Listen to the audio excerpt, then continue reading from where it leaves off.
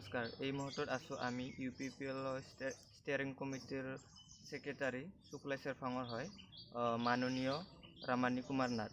পোনপ্ৰথমে আপোনাক আমাৰ যিটো নেকি প্ৰাইম 24 হেডলাইন্সত আদৰণি জনালোঁ। নমস্কাৰ ছাৰ, প্ৰথমে জানিব বিচাৰিছোঁ আপোনাৰ নাম আৰু এড্ৰেছ। পোনপ্ৰথমে মই প্ৰাইম 24 হেডলাইন্সক ধন্যবাদ জনাইছোঁ। মোৰ নাম হৈছে শ্ৰী ৰমণী কুমাৰ নাথ। মোৰ গাঁও ভোলাজাৰ, থানা গোৰেশ্বৰ, জিলা বাস্কা, BTAD অসম। আপুনি যি UPPLত জইন কৰিছে তাৰ মেইন কাৰণটো কি হ'ল? কাৰণ মানে বহুত পলিটিকেল পাৰ্টি আছে ডাঙৰ ডাঙৰ, যেনে কংগ্ৰেছ হওক, BJP হওক বা ৰুলিং কমিটি CPF, সিহঁতৰ লগতো জইন কৰিব পাৰে। না আপোনাক মাতি অনা হৈছে না নিজে আহিছে, তাৰ অলপ কৈ দিব নেকি? মই আচলতে আজি UPPL দলত মই নিজে যোগদান কৰিছোঁ। মোৰ এজন বন্ধুৰ জৰিয়তে, তেখেত মোৰ ওচৰৰে তপেশ্বৰ নাথ, তেখেতে মোৰ লগত যোগাযোগ কৰিলে।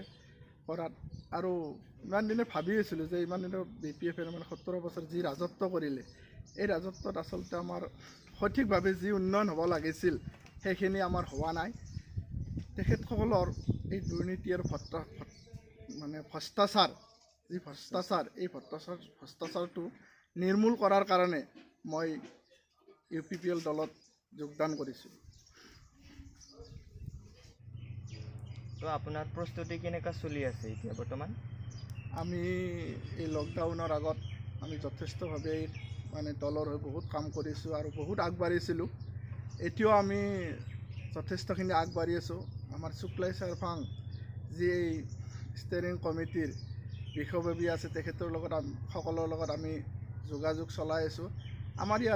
আমাৰ এই চেৰফাং সমষ্টিত যিমান বিভিন্ন জনগোষ্ঠীৰ মানুহ আছে, আমাক সকলোৱে যোগাযোগ কৰি আছে আমাৰ দলত আহিবৰ কাৰণে।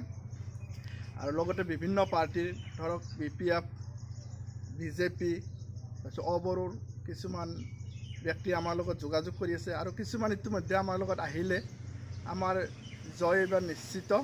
আৰু এই জয়ৰ জৰিয়তে আমি আমাৰ যিখিনি দুখীয়া মানুহৰ কাম কাজ পিছ পৰি আছে সেইখিনি আমি উন্নয়ন কৰিম বুলি আগবাঢ়িছোঁ। আৰু আমি এখন UPPL দলৰ জৰিয়তে নিকা চৰকাৰ পাম বুলি আমি আশা কৰিছোঁ। ধন্যবাদ থাকিল তেখেত নাথ ডাঙৰীয়ালৈ আমাক বহুমূলীয়া সময় দিয়াৰ বাবে।